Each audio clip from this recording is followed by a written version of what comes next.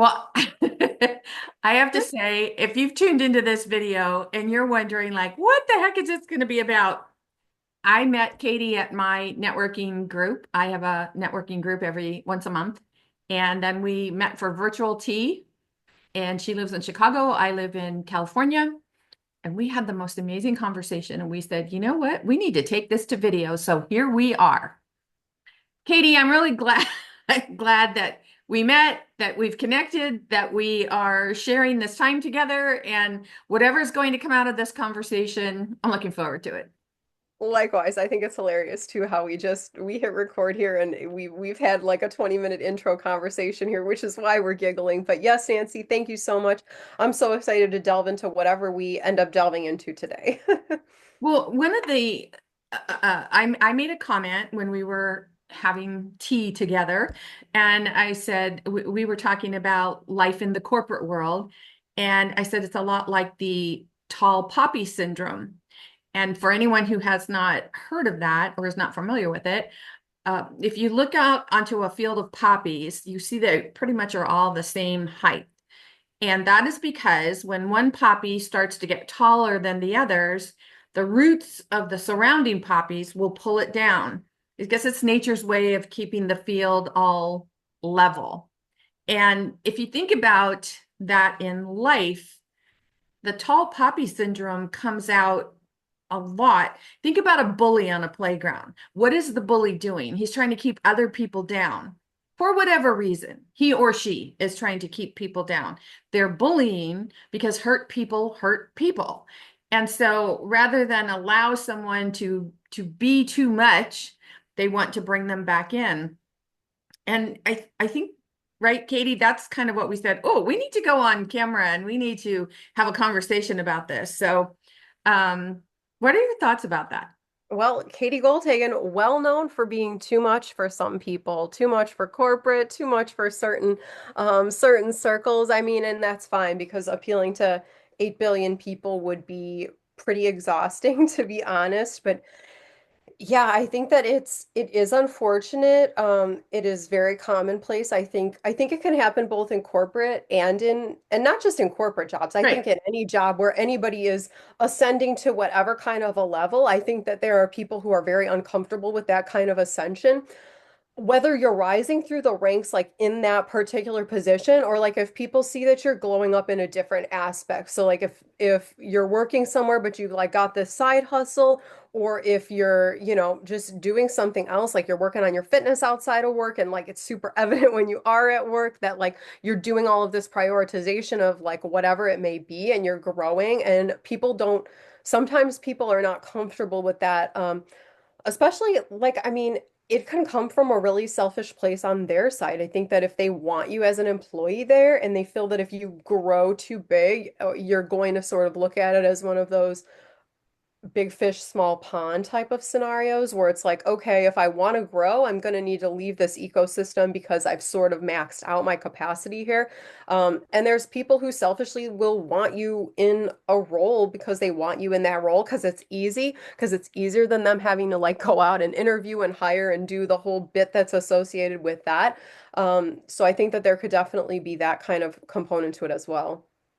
I also think that that tall poppy syndrome shows up in friends and family. You have people that have known you for years and years and years, and then you start doing something different in your life and you're really Yeah. enjoying life and loving life. And then friends and family who have known you forever can look at you and say, what's with you? Like, who are you? I don't even know you anymore. And now that puts us in a position of, oh, do we dial down to the level that they think we should stay at, remain at, be at, or do we stay where we are, loving life, and wait for them to dial their channel up or maybe let go of the relationship? I also see this in marriages or you don't have to be married. You could be in a relationship with someone, and we kind of refer to it as outgrowing someone. And there's a lot of judgment that goes on. It's like, well, I'm going on this path, and so wants to stay sitting on the couch and not doing anything, and that's not me. So one person wants to keep someone down, and the other person wants to rise, and it goes on that way as well. Yeah, that's really challenging. I think everybody has a different degree of acceptance or ability to like let go of things that are no longer serving them. I think that there's people who like either the way they were raised, the way they grew up, like they're sometimes like people are taught like, oh, it has to be hard. Like oh, if I'm like not working toward the relationship, like if it's not hard, then it's like they just associate like that challenge, that strife, that hard work that's unnecessary. They like associate that with like the value. It's somehow correlated and they grew up like thinking that it had to be that way or they assigned some sort of a value to it. But hey, listen, at the end of the day, we're not poppies. Like, if you are on a path where you're ascending past some of your current circumstances or current connections, like there are other poppies at another level that, are like in alignment, in perfect alignment. Like there's always people out there who are like your twin energy, who are going through these same kind of ascensions and up levels, like they're in the job, like it's like the end is in sight, like they're just trying to like whatever until they can leave. And I just think that there's like once you allow what is no longer serving you to drop away and allow people who are and also like wake up because if you're in a job where you can tell and again I always say like it doesn't take many years to be able to figure out like a job's true colors or like what the true culture is there and like what your role in that and how you'll be seen going forward would be. And so like be transparent and like honest with yourself when you look at that and be like is this a person who wants to see me rise or is this a person who wants to see me underneath their thumb? Mhm. Absolutely. And like again, you can ask that in the relationship. You can ask that in the friendship. I really want to touch on too what you said about family. I think that that could be particularly challenging because like most of us or a lot of us like we can switch jobs like this. Like there's no I could get off this call and I could go apply for 150 jobs if that was what I wanted to do with the rest of my evening because we're in a climate where the resources are there where there's all these job sites. But so you can like go to a different job at the drop of a hat and have a different identity there, but like in your family, like you grew up and you were like the blank one. And the family works or like the harmony or equilibrium can sometimes be considered to be kept when everybody's playing their role. And when someone tries to stir that up, like it's not as easy as just being like, oh, I'm just going to go to a new job. And so I think that that's particularly challenging, especially for people who are used to going through a lot of metamorphosis throughout their lives. And it's like, oh, well, like, yeah, I was that, but like you assigned that to me when I was like 9 years old. It's interesting that you say that about families and going to a different job because it made me remember that when I was in high school age, there was a family that I spent a great deal of time with to get out of my house and be away from what was going on in my home. And it's interesting that you brought that up because I was taken back to that. Yeah, how I felt so different. My identity felt different with that other family than it did when I would return back, be in that home that I was raised in. And that's something interesting too that we can think about. When you feel more comfortable in an outside surrounding, that's an indication that there's something to look at. Like, oh, why do you feel better over here than you do over here? And if you feel better over here, what's causing you to stay over here? Like, what's pulling you back? What's holding you down?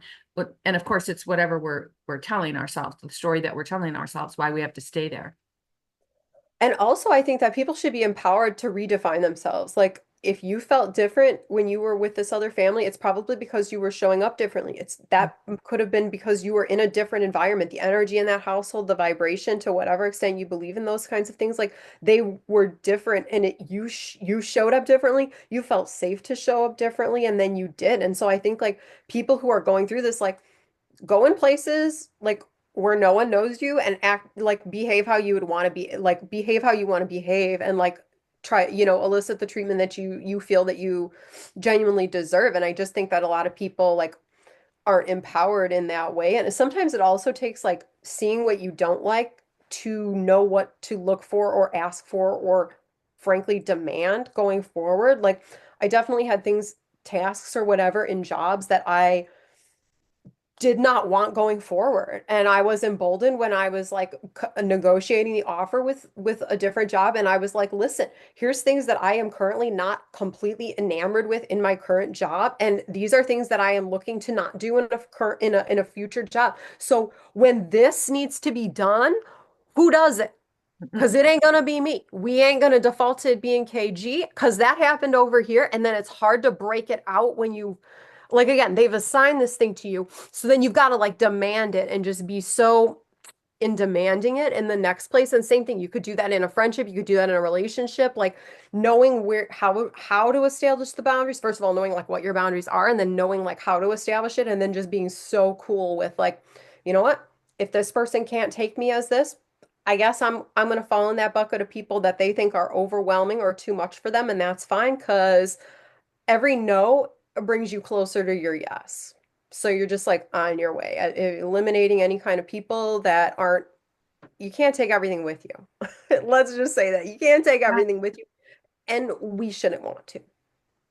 very well said. And what I was thinking when you were saying that, it comes down to self-confidence or self-esteem or self-awareness, authenticity of self. You know, how do you feel about yourself when you look in the mirror? Do you say, yeah, I deserve to have X, Y, and Z? Or do you say, well, maybe I need to aspire to deserve that? I mean, Yeah. those conversations that we have with ourselves, it really impact how we show up. Well, I love the phrase, you're the only person you're going to be with for the rest of your life. So the way that you talk to yourself matters. Like, I don't care what anybody says. I don't care how valuable somebody else's opinion may be to us. I think that how we speak to ourselves is like so critically important, and people take you at that. If you are showing up like your value is new arrivals, then they're going to treat you like new arrivals. If you're showing up like your value is like bottom of the clearance bin, people are going to think that that's how they can treat you. And so I think that that emboldened factor is really something that a lot of people struggle with. I think people, they can experience this tall poppy syndrome very young, like school age. If you're the brainiac, if you're the straight A student and everybody else is just like schlepping it by, and I think that there could be a desire to dim light very early on. Like it happens before people even realize or like have the nomenclature to be like, "Oh, I'm dimming my light right now to fit in because I'm sick of being bullied because people are mad that I'm smart or they're mad that I'm capable or they're mad that I inquire and I have a great voice or I can like whatever." Because they can't, it like doesn't even matter what the thing is, because it comes from these other people's projections of what they don't see in themselves. But I think that that's really wild and like something to explore too, is like people experience this before they even know what to like call it or to you know what I mean, like define it. Yeah. I think that's one thing about being an entrepreneur. If you're not shining your light, Yeah. you're not growing in your business. And for people who, have realized that they want to take the entrepreneurial path, um, we name it or we label it marketing or social media, or you got to get out there, you got to grow your list, you got to do that. But really, if you're hiding behind all of those things rather than showing up authentically and putting yourself out there, um, that's something that, that's an invitation to look at something. Well, absolutely. And you know what, there is not that there's not specific opportunities, but there is a lot of competition. And so in a space like marketing where I'm at, the reason that somebody's going to want to go with me is because of me. It's because of who I am. It's because of the specific background that I bring. It's because of all of that stuff. Like, yes, I have a unique blend of skills and experiences, but I'm not the only person in the world that ever like did some of the things that I did or worked in some of the firms that I did and then kind of built the foundation and extrapolated different things to form my company. I think that there's always going to be I want to say two buckets of people, but maybe three buckets of people. Like there's people who are going to come across something like this video, they're going to love it, they're going to hate it, and then there's maybe people in the gray zone. But I'm not trying to appeal to anybody. I want to just appeal to the people. I'm speaking to the people who can hear me. And I think that like showing some of that, and like you said, you have to be your own, regardless of if you're in marketing, when you're an entrepreneur, you have to be your own marketer and like just really be super confident with who you are and what you're offering because otherwise nobody's going to buy it. Like if you don't even believe in you, like no one, everybody else, like is just going to try to come close to that. So whatever you cap yourself at, whatever you tall poppy, you can tall poppy syndrome yourself. I'll just go ahead and say that while I'm kind of going there anyway. I know that's not what, we were talking about sort of these other external negative influences, but you can do that to yourself. If you're looking around at your peer group or your friend group and you're like, damn, I'm like kind of outshining people here. Not really sure how this is going to go over if people start to realize that. I better dial it back. Yeah. Yeah. And the thing is that um what you just said, it's important to reiterate that, especially knowing that it doesn't mean that you're full of yourself. It doesn't mean you think you're better than someone. It doesn't mean that, it just simply means you're loving what you do and you're noticing that your tribe isn't so much into it. And then you're wondering like, well, what do I do? Do I go find a new tribe? Do I dial down? What do I do? And so we can pull ourselves down and we don't even realize it. Yeah, and I think what's important for people to realize is like, regardless of how spiritual you are, like it takes a while for things to line up. Like universally and in the 3D, it takes a while for things to line up. So if you're growing in these certain aspects of your life and you're surrounded by people who aren't understanding of that, that doesn't mean don't keep doing it. It means those people, like the universe is trying to bring those people to you, but it just takes time for everything to happen. Like it takes time and momentum for like the butterfly flapping its wings to like cause the hurricane on the other side of the world. So you have to like just be patient and like one of the things that I always stuck with me was like what matters is who you're being when it looks like it's not happening. So it's like holding that energy in that waiting period where you're like, you know what? Yeah, I'm feeling kind of lonely and isolated right now because the people in my tribe are not really going through the same things that I'm going through. But I'm hopeful that as I keep leaning into this side of me and this version of me, that those people are going to be like magnetically drawn to me. I think that having that resilience and that confidence to be like, you know, this actually is in my best interest. This actually does light me up. This actually is something I'm going to keep pursuing, regardless of what's going on here in the poppy field. Exactly. That was well said. I love it. You know, having these kinds of conversations with ourselves is so beneficial. And I love what you said about the spiritual walk too, because I think a lot of people, there's a fine line between the definition of, in a lot of people's minds, spirituality and religion. Mhm. And so, when they're thinking, oh, so this is a religious thing, but spirituality, it's basically who you are. How do you see yourself? How do you believe you're showing up? Um, what do you believe about how all of this works? And because you believe all of that, are you learning more about it, or are you just keeping down, keeping yourself Mhm. down? Like, okay, this is what I've been taught, so I'm not going to reach out and look for anything else because I think that this is where I need to stay. This is the playground I need to stay. I need to play on. And yeah, there's so much out there. And the more you ask, the more you, and I don't just mean other people, but the more you invest in yourself, the more you say, oh, you know what, I'm going to listen to this book or this podcast or this message or this video that we're doing. And everything is an opportunity for us to learn something new or to remember something because we really aren't learning anything new. Everything is, we already know it. It's simply Mhm. something that we've forgotten. And when we say, oh, yeah, there was a time when I was 100% complete in my belief about who I am and what I'm capable of. And then over the years, things have put layers on that. Things have there have been other poppies pulling me down, and like, how high could I go? Yeah. And I think that's really interesting because I think for most people, there is a point in their life where they were their most fullest expressed self that they could look back on and be like, man, I like really had it going on there. Like that was the time when I was like most confident in how I look, most confident in what I was bringing to the table, like most confident in my interactions with other people. Like, I think that there are a lot of people who did have that at one time. And so like tapping back into that and like doing something to remind yourself of that and lean back into it, even if it's in a small way. Yeah, it's funny that you should say that. I have a picture of myself. I must be like maybe like 19 in this picture, and it's just me and my dog. And it's a great picture. And every time I have it right here by my desk, and every time I look at it, it's just a reminder of, yeah, I'm a happy person.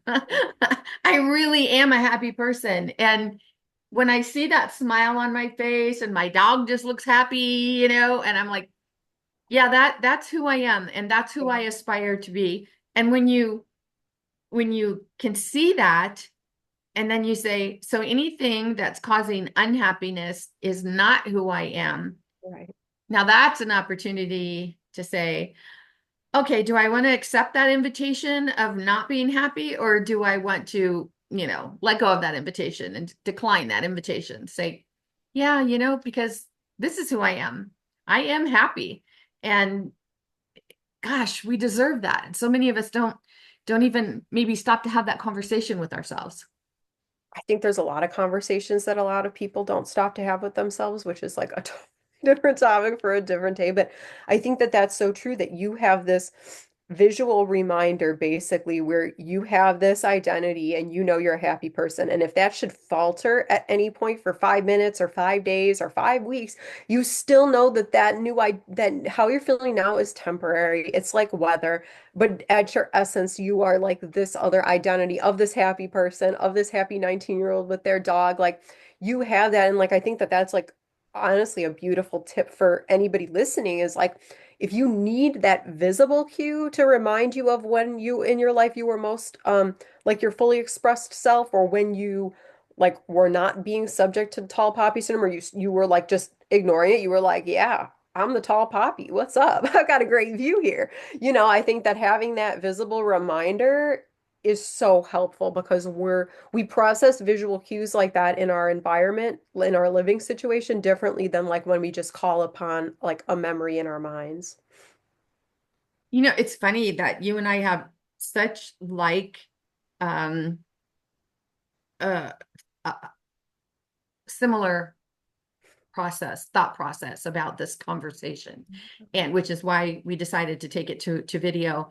But and what's when I say it's funny, it's like we know that everything happens for a purpose. People were brought together for reasons. We know all of this, but when I look at it, it's like, so your field is marketing, my field is mindset and spirituality and the metaphysical, and um and yet everything that you're saying is exactly, you know, Yeah, what I do as well. And yeah, everything that I'm saying about loving yourself and believing in yourself, and it's what you're doing. And it's for me, what I'm seeing in this is that it's a very explicit explanation or example of oneness. yeah, yeah. When people stop and they're like, what is oneness? What does that mean? It's like we are all doing the same thing. We might be showing up differently, but it's also our state of being when we Mhm. show up that matters. For sure.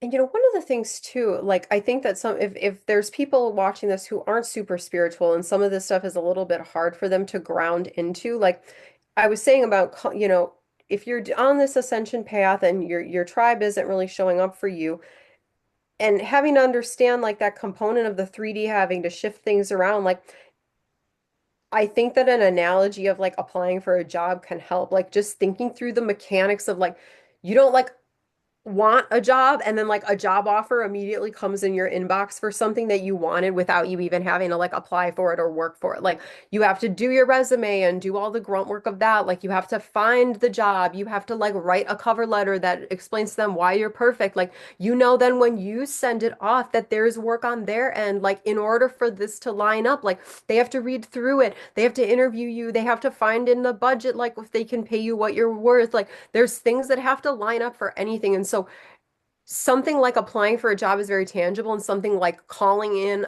a soul tribe that isn't going to consider you the tall poppy and pull you down, like it's just because there's not the same 3D action steps, it's different. There's still the mechanics of like all of these different gears have to turn for this to happen. It's not instantaneous. Like we would be so foolish to expect what I just described. Like I want this magical job paying me this magical salary and now ping, like I got an offer. Like it just doesn't work that way. And so same thing, like if you're doing this work and you're ascending and you're outgrowing certain things, like there's stuff that has to orchestrate in the universe in order for those other more aligned things to come together. It's not instantaneous, like, oh, I did the work, where is it?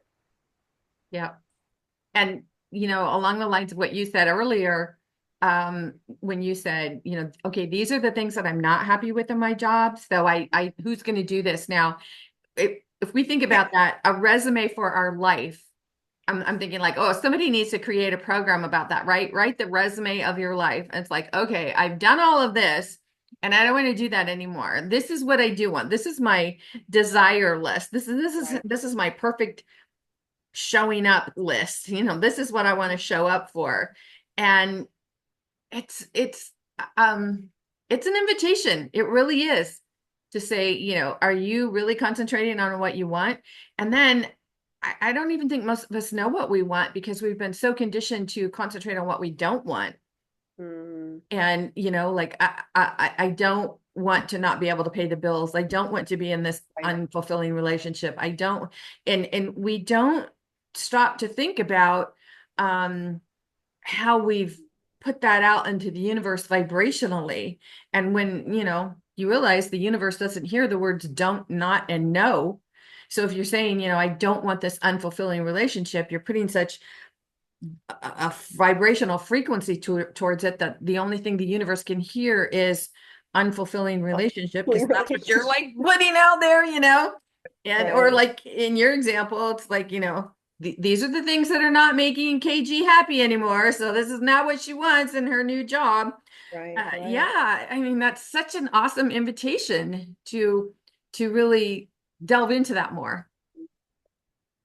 Well, and I think one of the things that prevents people from doing that is the external chatter. So I think that there's people who just can't sit with themselves alone for any duration of time. So whether if they're not with somebody in person, they're like on social or whatever, like they're constantly distracted with whatever their favorite distraction might be because they're not able to just like sit alone with their thoughts. And I also think that people get in deep, like you don't want to find out at like if you don't ask yourself if this job is for me, and then like you're gonna ask yourself that at like 5 years, 10 years down the road, like that's scary because then that would be an admission of like, wow, maybe some of this 5 or 10 years was in vain. Maybe some of this 5 or 10 years was wasted. Again, there's the experience gained and all of that, but in terms of like if pursuit of happiness is the goal and you weren't happy in that job, then having to face that and face yourself for living in that for 5 or 10 years,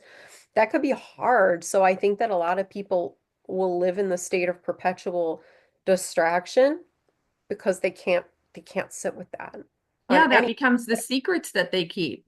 The secrets about, being unhappy or, gosh, if I really told anyone how I feel about, what I've done with the last 15 years of my life, they would just be so appalled. And I can't speak these words out loud. And those secrets that we keep are sabotaging our happiness. And we're the only one who can decide, hey, you know what? Yeah, I'm not going to keep this secret anymore. I'm gonna step outside of this and I'm going to, and that doesn't mean like you have to, get on social media and say, okay, I've been keeping secrets about X, Y, and Z. It simply means self-reflection.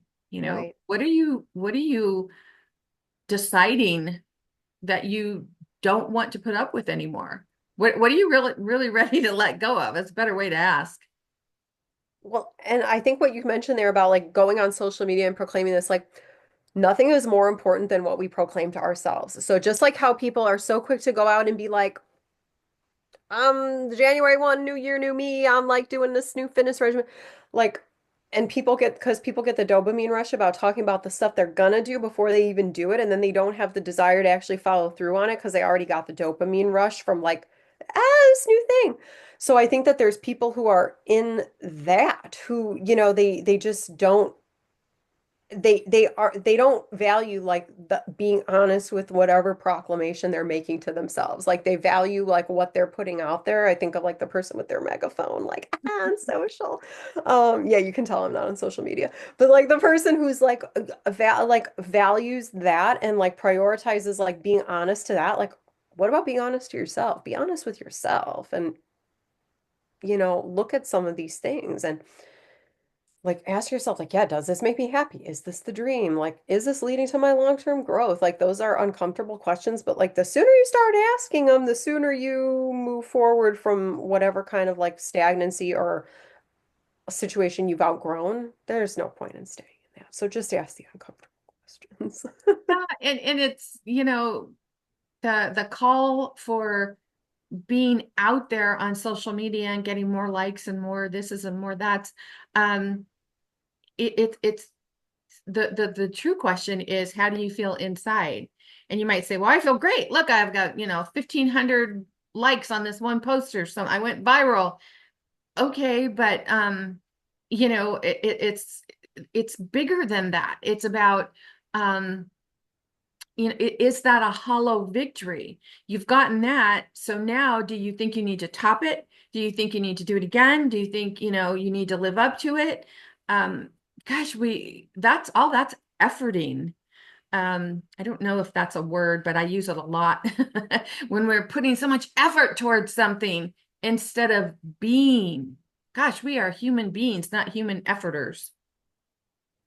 Yeah, and I was thinking about this little tidbit that I'm about to share. I was thinking about it earlier in the conversation and it wasn't really quite relevant, but now you made the perfect segue for it. Like you talking about this like validation and like having these likes on social. I actually recently had somebody who I knew start a new job, do the post on LinkedIn being like, I'm so excited that I'm starting a new job at like, and got like the usual like 300 likes. And I was in the nature of just catching up with them, and they were like, honestly, that overwhelmed me so much because there's like so much pressure on about this job. And they were like, I changed it before I even, like, I hadn't even started, like, I hadn't even had my first day. I changed it, like, the post went out, and then, like, having it be so, like, if that many people liked it, like, even more people saw it than liked it. And so, this friend was, I almost said, I don't even want to allude to gender because it's like not my story to really tell, but I just think that that's something that people do. Like they'll change their status on LinkedIn to reflect their new job, and then they get this whole influx of people who are excited for them. And it's like, oh my gosh, but like, what if this job ends up being like total trash and I leave in a month? Like, then what's everybody going to think of me? And that was basically what this person was thinking. Like, they didn't have bad expectations for the job, but they were like, wow, this like just kind of ran off. Like this took on a life of its own and like basically like went viral, like in terms of how this person felt. Like it got greater reach than they, I think, were ready for, especially having not even started the job yet. It was like, wow, now this was like a really public announcement, and they just really felt that the pressure was on.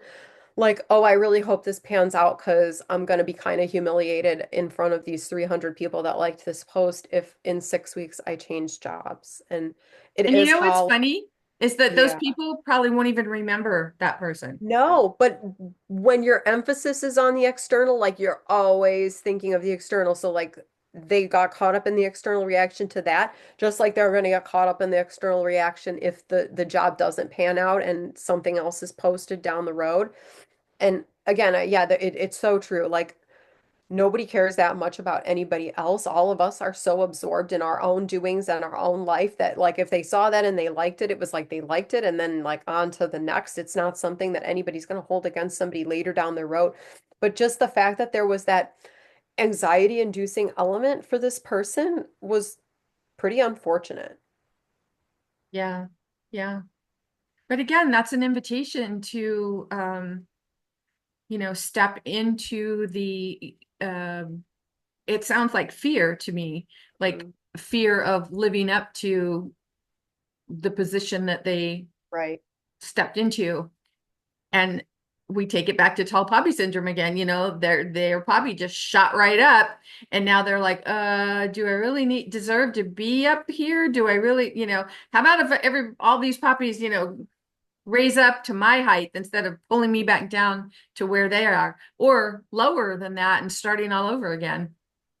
That's kind of a really interesting thing. I wonder if there are kind of like, so you got the tall poppy, right? And instead of the others who are trying to pull it down, I wonder if there's ever like just this hella resilient poppy that's trying to pull the other ones up that are like surrounding it. Well, think about this. When poppies start from a seed, they're all going up, right? So sooner or later, one of them's got to go taller and they Mhm. might pull them back down, but they're all going up. And that's why I love this analogy, because if we think of it as people, we're all growing together. Right. And either we allow ourselves to stunt our growth, or we allow ourselves to shine and keep growing, keep enhancing. And the cool thing is, we are the only one who can decide whether or not we accept the invitation to grow or accept the invitation to stunt our growth. We're the only ones who can decide. That's so true. Yep. We're the captain of our own ship. We're the Absolutely. we're the gardener of our own poppy. Absolutely. I love it. Thank Even you, though the Katie. gardener doesn't decide how tall the poppy grows, but I'm in the garden with you. We're having tea. It's great. There you go. Thank you, Katie. I think this has been a really fabulous conversation, and I hope that whoever attracts this to them, they get what they want from it. And I, for one, am really excited that we've met, and wherever this relationship is going to continue, I'm looking forward to that as well. Likewise, yeah, I think we went off on some really interesting tangents here, but I think that a lot of what we talked about is really relevant to what a lot of people are going through and experiencing. So, yep, thank you so much for wanting to explore the conversation further and the topic further with me. I'm so grateful. And yeah, I totally trust that this is going to fall in front of the right people who will be motivated to maybe investigate and assess things in their lives a little bit more critically so that they can continue to grow. Absolutely. Beautiful view up here, so come join. There you go. Absolutely. And for all of you who've chosen to watch, we're really excited that you're here. Leave some comments, because you just never know who might be too timid to leave a comment, or maybe think that, they're not ready to leave a comment, and your comment might make all the difference to the person who is not commenting, but is attracting this video. So Love in that. the meantime, this is Nancy Mueller, and Katie Goldhagen, thanks for having me. there you go. Ciao for now.